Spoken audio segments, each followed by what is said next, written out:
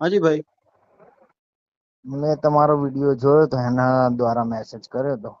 જી બોલો. કોણ બોલો છો? માતર તાલુકામાંથી ગામમાં ઉંટેલા ગામથી બોલું છું, એક નાગરિક. જી બોલો ને, શું પ્રશ્ન છે? શિક્ષણ 2 વર્ષથી કહીએ છે, શિક્ષકોની બદલી કરી ચાલો, 2-4 શિક્ષકો એવા છે માથાભારે, હમ. નહીં બદલી થવા દેતા. અમે રજૂઆતો તો બધાય કરી છે, લેખિત મૌખિક બધાય. એક ગાંધીનગર વિધાનસભામાં મંત્રીમંડળ શિક્ષણ મંત્રીમંડળ ને આપેલું છે, તાલુકામાં જિલ્લામાં બધે રજૂઆતો કરી છે. શું પ્રશ્ન શું છે? એ શિક્ષણ જે શિક્ષકો છે અને શિક્ષણ આપવાતા નહીં, એનાથી બીજા શિક્ષકો પણ કંટાળ્યા છે. એક શિક્ષક છે હિંમતનગરના પિનાકીભાઈ જીતુભાઈ પટેલ કરીને, નહીં શિક્ષણમાં ધ્યાન આપતા.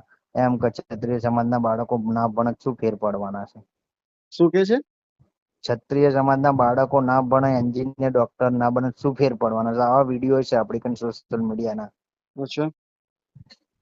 અમે તો કાલે બધું ગયા હતા જિલ્લામાં શિક્ષણ અધિકારી, પણ એ અમને કોઈ જવાબ જ આપવા નહીં માંગતા. શિક્ષક એવું કે છે તમારે બાળકો. જ્યાં જવું તમારે જ્યાં જવું હોય ત્યાં જાવ, બદલી નહીં થાય એમ. અચ્છા. આખું ગામ આક્રોશે ચડ્યું છે. કેટલા ગામની વસ્તી છે?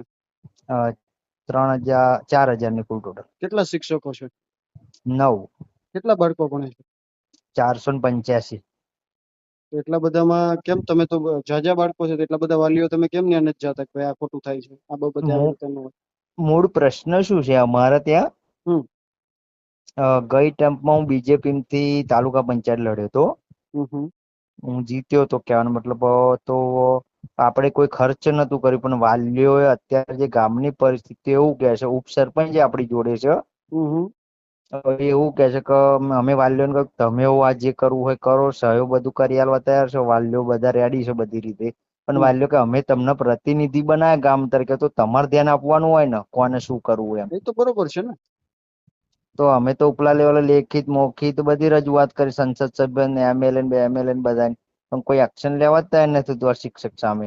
અને એના તાલુકાના બીજા પણ શિક્ષકો કંટાળેલા છે. તમે શેમાં તાલુકામાં જીતા છો? હા, તાલુકામાં જીત્યો તો ગઈ ટમ્પમાં. આ ફેર અચ્છા. તો આદિવાસી સીટ હતી એટલે ભાજપમાં એ ભાઈ જીત્યો. પણ અચ્છા. આપણે 2 વર્ષથી આ શિક્ષણ બાળકોને પોતાના મમ્મી પપ્પાનું નામ લખતા આવડે, વાંચતા આવડે, પોતાના મોબાઈલ નંબર આવડવું જોઈએ. અને શિક્ષણમાં હાવ પેલું શું કહેવાય છે, નબળી પરિસ્થિતિ એમ. હમ. બહુ જ ખરાબ પ્રાથમિક શિક્ષક. શિક્ષણ, પ્રાથમિક શાળાની વાત કરો છો ને? હા, પ્રાથમિક શાળાની વાત કરું છું. તમે તો યાર ભાજપના પ્રતિનિધિ છો, તમે તો ઉચ્ચ લેવલે મળી લાવે ને લોકોને, ધારાસભ્ય સંસદ સભ્યને મળ્યા હતા, શું કીધું એને? એ કોઈ એક્શન લે, એ બધા શિક્ષકો કને ઉઠવા બેઠવા વાળા છે, ડ્રિંક્સ બિંક્સ કરવા વાળા, એટલે આપડે સામું નહીં એક્શન નથી લઈ શકતા એ લોકો અમારી સામે. એટલે વિદ્યાર્થીઓ સાથે બધા શિક્ષકો બધા ઉઠક બેઠક વાળા છે, ડ્રિંક પીએ છે, કોઈ ધ્યાન નથી એમ કહો છો? કોઈ આપણો રિપ્લાય આપવા તૈયાર નહીં. થશે એટલું જ કહેશે ખાલી, પણ થતું નથી કઈ. તો ગામ લોકો બધા સહયોગ કરીને આપ્યું તમે કે ભાઈ બધાની આ રજૂઆત છે, સરપંચની આ રજૂઆત છે? સરપંચની MMC સભ્યો હોય ને બોડીની અંદર ગામના હમ. જેના બાળક ભણતા એમને પણ લેખિતમાં આપ્યું છે, ગામના એ બધા સહયોગ કરીને આપ્યું છે, તો પણ કોઈ એક્શન લેવા તૈયાર નથી. આ જે શિક્ષકની તમે વાત કરો છો, કેટલા શિક્ષક છે? 1 છે, 2 છે?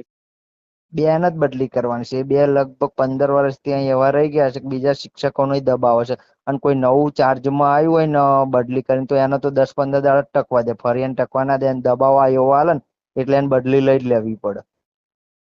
અચ્છા. હમ.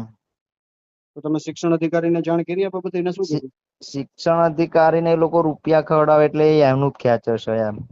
એટલે યાર કરીશ થઈ જશે કહેવાનો મતલબ, પણ કઈ થતું નહીં. 2 વર્ષથી અમે એક જ સમસ્યામાં છે. એમાંય ભ્રષ્ટાચાર છે એવું છે?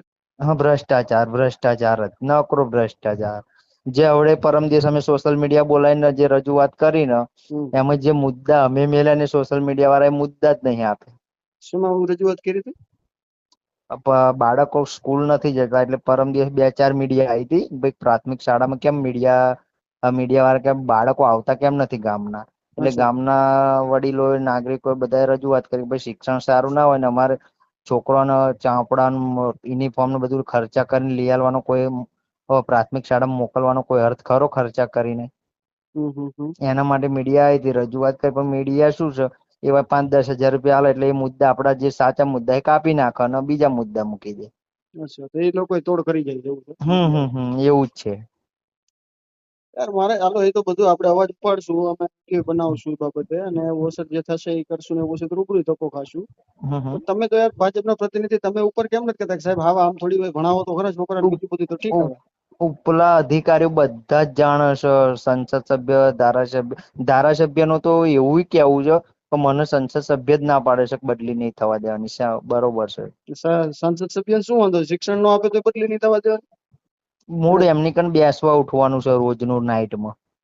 અચ્છા, બહુ સમસ્યા ખરાબ છે, ગંભીર. તો આ બાબતે તમે ક્યાં ક્યાં રજૂઆત કરેલી છે? જિલ્લા શિક્ષણ વિકાસ અધિકારી, તાલુકા શિક્ષણ વિકાસ અધિકારી, ટીપીઓ, ડીપીઓ બધાને કરેલું છે. ગાંધીનગર શિક્ષણ મંત્રી ત્યાં સુધી અમે રજૂઆતો કરી છે. એના તમારે જે કઈ ડોક્યુમેન્ટ રજૂઆત કરી એના કઈ તમે લખિત પડી હોય તમારી પાસે અરજી હોય તો મને મોકલી શકો તમે? હા, મોકલી આપું. હા, જોઈ લઉં છું. બરાબર, સારું સારું. હા. ભલે ભલે.